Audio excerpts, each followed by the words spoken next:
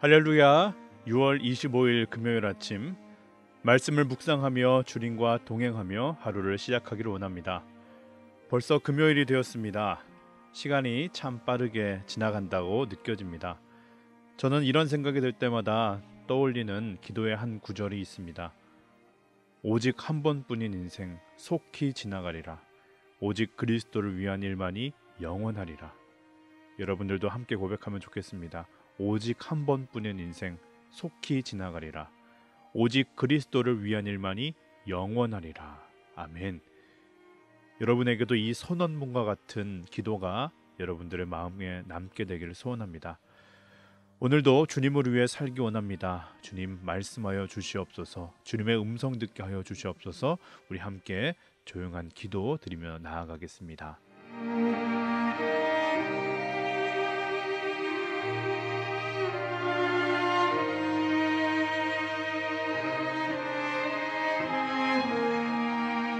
아멘.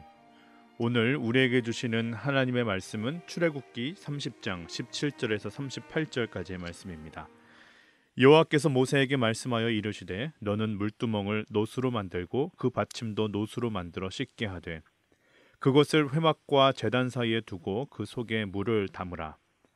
아론과 그의 아들들이 그 두멍에서 수족을 씻되 그들이 회막에 들어갈 때에 물로 씻어 죽기를 면할 것이요 제단에 가까이 가서 그 직분을 행하여 여호와 앞에 화제를 살을 때에도 그리할지니라. 이와 같이 그들이 그 수족을 씻어 죽기를 면할지니 이는 그와 그의 자손이 대대로 영원히 지킬 규례니라. 여호와께서 모세에게 또 말씀하여 이르시되 너는 상등 향품을 가지되 액체 모략 500세겔과 그 반수의 향기로운 육개 250세겔과 향기로운 창포 250세겔과 계피 500세겔을 성소의 세겔로 하고 감람기름 한 흰을 가지고 그것으로 거룩한 관유를 만들되 향을 제조하는 법대로 향기름을 만들지니 그것이 거룩한 관유가 될지라. 너는 그것을 회막과 증거궤에 바르고 상과 그 모든 기구이며 등잔대와 그 기구이며 분향단과 및 번제단과 그 모든 기구와 물두멍과 그 받침에 발라 그것들을 지극히 거룩한 것으로 구별하라. 이것에 접촉하는 모든 것은 거룩하리라. 너는 아론과 그의 아들들에게 기름을 발라 그들을 거룩하게 하고 그들이 내게 제사장 직분을 행하게 하고 이스라엘 자손에게 말하여 이르기를 이것은 너희 대대로 내게 거룩한 관유니 사람의 몸에 붙지 말며 이 방법대로 이와 같은 것을 만들지 말라. 이는 거룩하니 너희는 거룩히 여기라. 이와 같은 것을 만드는 모든 자와 이것을 타인에게 붓는 모든 자는 그 백성 중에서 끊어지리라 하라. 여호와께서 모세에게 이르시되 너는 소합향과 나감향과 풍자향의 향품을 가져다가 그 향품을 유향에 섞되 각기 같은 분량으로 하고 그것으로 향을 만들되 향 만드는 법대로 만들고 그것에 소금을 쳐서 성결하게 하고 그 향 얼마를 곱게 찌어 내가 너와 만날 회막 안 증거궤 앞에 두라. 이 향은 너희에게 지극히 거룩하니라. 내가 여호와를 위하여 만들 향은 거룩한 것이니 너희를 위하여는 그 방법대로 만들지 말라. 냄새를 맡으려고 이 같은 것을 만드는 모든 자는 그 백성 중에서 끊어지리라. 아멘. 이 말씀은 살아계신 하나님의 말씀입니다. 오늘 본문 속에서 제사장으로서 직무를 수행하는 데 필요한 여러 가지 제사 기구들에 대한 지침과 규례들에 대한 말씀이 계속 이어지고 있습니다. 어제 분향단과 생명의 속전에 대해 묵상하였는데요. 오늘은 놋 물두멍과 거룩한 관유, 거룩한 향에 대해 묵상하기를 원합니다. 하나님께서는 모세에게 놋으로 된 물두멍을 만들게 하십니다. 용도는 제사장들이 회막으로 들어갈 때 손발을 씻는 정결 의식을 위한 것입니다. 그들이 회막 안에 들어가서 제사장의 직분을 이행할 때 아니면 제단 앞에서 제사를 드릴 때 이들은 이 물두멍에 먼저 나아가 손발을 씻어야 했습니다. 그것은 하나님 앞에서 정결함을 유지하기 위한 그 하나님이 알려주신 방법입니다. 이 규례 또한 아론과 그의 자손이 대대로 지켜야 할 영원한 규례로 지키라고 말씀합니다. 거룩한 관유에 대해서는 그 제조 방법까지 자세히 기록되고 있습니다. 성소 세겔로 액체 모략 500세겔, 향기로운 육개 250세겔, 향기로운 창포 250세겔, 계피 500세겔의 향품을 가지고 감람류 한 흰은 약 1갤런에 해당됩니다. 이것과 잘 섞어서 이 거룩한 관유, 그 기름을 만들게 됩니다. 관유의 용도는 성소 안에 있는 모든 기구와 기물을 거룩하는 데 있었습니다. 하나님께서는 바르는 순서도 정해 주셨습니다. 제일 먼저는 지성소와 성소로 이루어진 회막과 지성소 안에 위치한 증거궤에 바릅니다. 그리고 이어서 성소 안에 진설병 상과 그 모든 기구와 등잔대와 그 기구 그리고 분향단에 바르라고 하십니다. 그리고 나서는 회막 밖에 위치한 번제단과 그 모든 기구와 물두멍 그리고 그 받침에 발라서 성막 안에 있는 모든 것들이 거룩하게 구별되게 하셨습니다. 이처럼 이 관유를 바른다라는 것은 성별하신다, 즉 하나님 앞에 거룩하게 구별되었음을 상징하는 것입니다.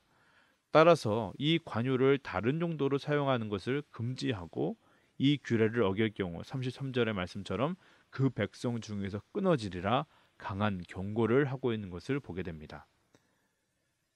거룩한 향은 같은 분량의 소합향과 나감향과 풍자향 이 향품들을 유향에 섞어서 만들게 됩니다.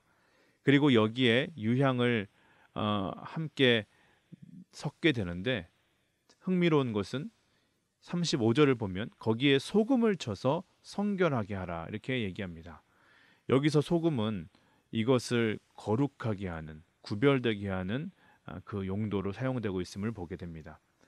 이 향은 왜 만들라고 하십니까? 그것은 하나님께서 임재하실 회막 안 증거궤 앞에 두어서 이 예배하러 나오는 사람들이 이 향을 맡으면서 또한 하나님의 임재를 기억하고 또 그것을 기념하기 위한 이 향입니다. 이 향 역시 다른 용도로 사용되어서는 안 됩니다.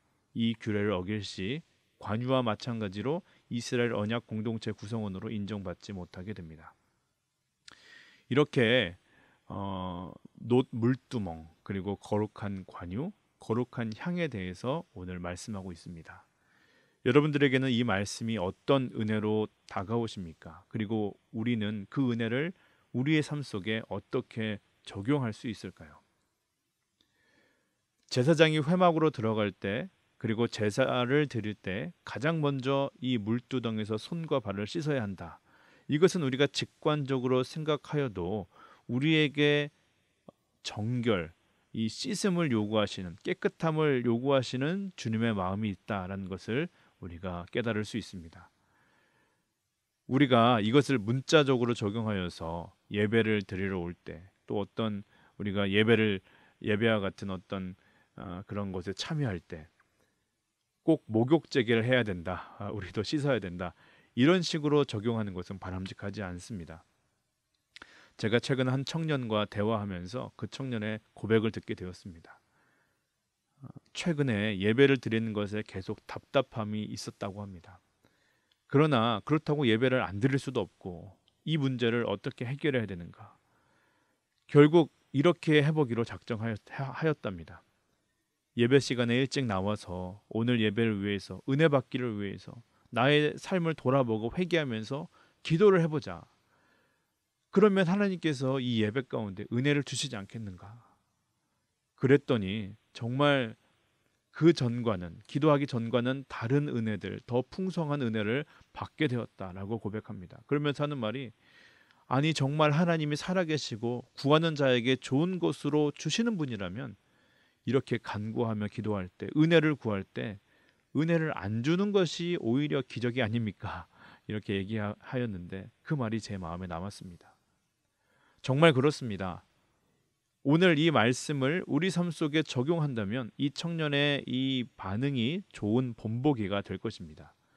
거룩한 하나님 앞에 나아가기 위해서 가장 먼저 해야 하고 또 늘 해야 할 일이 있다면 무엇이겠습니까? 바로 우리의 마음을 정결하게 씻는 일입니다.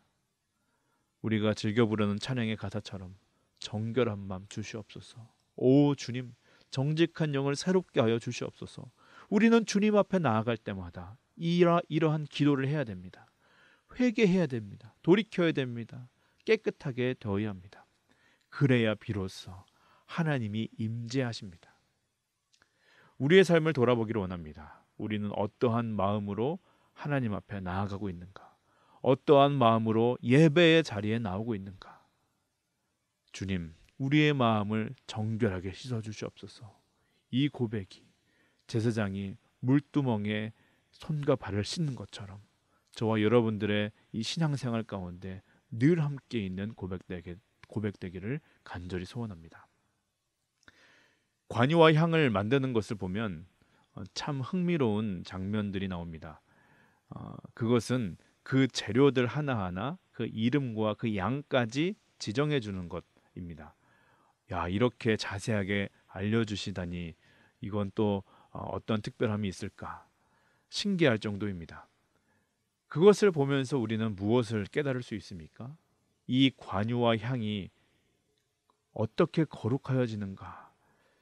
그 여러 가지 지정하여서 하나하나 말씀하신 그 재료들, 그 무게들, 그것들을 잘 조합하면 그 향이, 그 관유가 거룩하여지는가? 결코 하나님은 그것을 말씀하는 것이 아니지요. 하나님이 그것을 거룩하게 하셨기 때문에, 하나님께서 그것을 성별하셨기 때문에 그것들이 거룩의 능력을 있게 된 것이지, 그 재료의 특별함은 결코 아닐 것입니다. 그러면 이런 생각을 또 하게 됩니다. 아니, 그러면 조금 쉽게 하시지. 조금 가까이 있고 좀 이렇게 쉽게 만들 수 있는 방법으로 하시지. 왜 이렇게 어렵고 복잡하게 하시는가? 이 거룩을 이루는 것은 사실 쉽게 되는 것도 아니고 아무나 할 수 있는 것도 아니다 하는 것을 우리에게 말씀하신다라고 저는 생각합니다. 손님은 왕이다라는 말이 있죠.